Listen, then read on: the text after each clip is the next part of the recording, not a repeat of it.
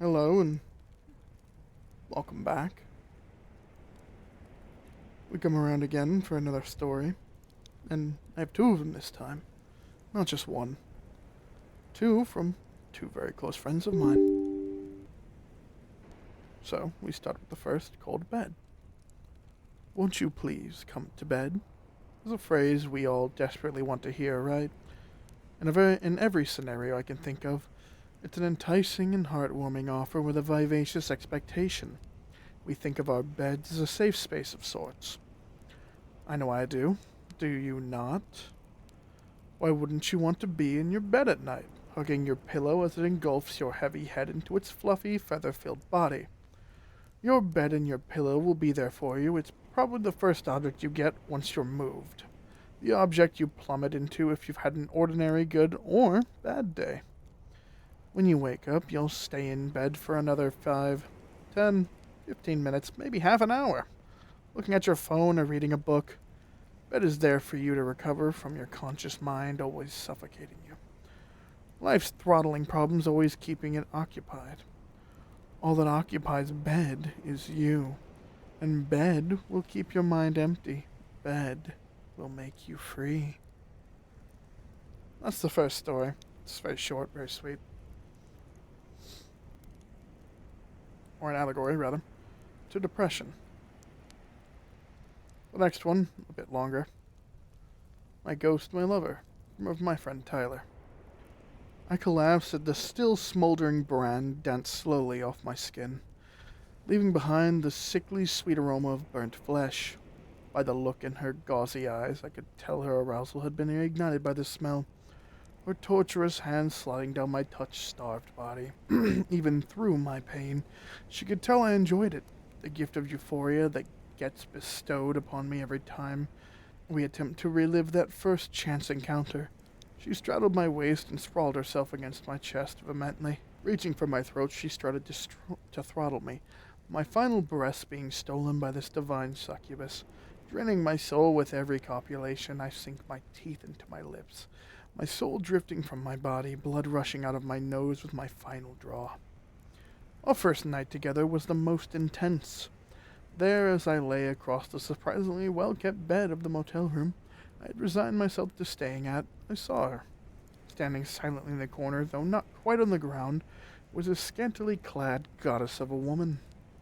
Her semi-translucence only served her beauty as the light gleamed through her. Clasped. I was as rock, clasped to the bed under the weight of my own bemusement. As I was waiting for her invitation, as time passed, her siren song called to me, begging me to the cave to temptation. I played the fool, walking over and accepting her vicious call to action, her body magnetizing to my own as the playful injection of flesh was sown. Nothing but this woman seemed to be real, but the physicality of our engagement implanted certainty in my mind. The night started with my blood boiling from her metamorphic embrace. Many times I felt myself losing control. The night ended with my mind berating me and screaming for more. The first to catch on to my strange new affairs were my parents, belittling, as always. They warned of the dangers of tampering with forces unknown to man. I brushed off their concern, equating it to that of vicious mockery. My friend came next, at first congratulating me for my exploration to the darker sides of pleasures, but soon all turned to negative plights about how continuation of this behavior will ruin my life. At times I questioned the delightful nature of our relationship. Seeking truth I left, hoping for answers. The voices of the damned souls all collected into a fetid pond of misery. Back to her once again. The shaded enlightenment cascaded my life. I cast my form from all personal effects and responsibilities. My pledge was to her now, my ghost, my lover. Many had gathered in a cult-like ritual, hexing my throat so I may speak no truth. They held me down in front of my familiar spirit, coaxing a demon to banish my lover from this mortal plane. From that day on, I vowed in silence to bring her back to this physical realm. For many months after the sacrifice, I festered in that motel room. More than once did my lips kiss the mouth of iron, a hair trigger away from shredding my mortal coil. My days were laden with the thought of her touch flowing through me once again. In my final nights of sorrow, I heard the straining sounds of knocking at my door. A man of intimidating stature heeded. Promises of a return to the pleasure I once had.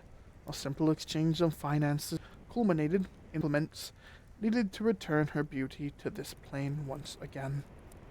Taking the chalk and scribbling the circles of arousal across the floor.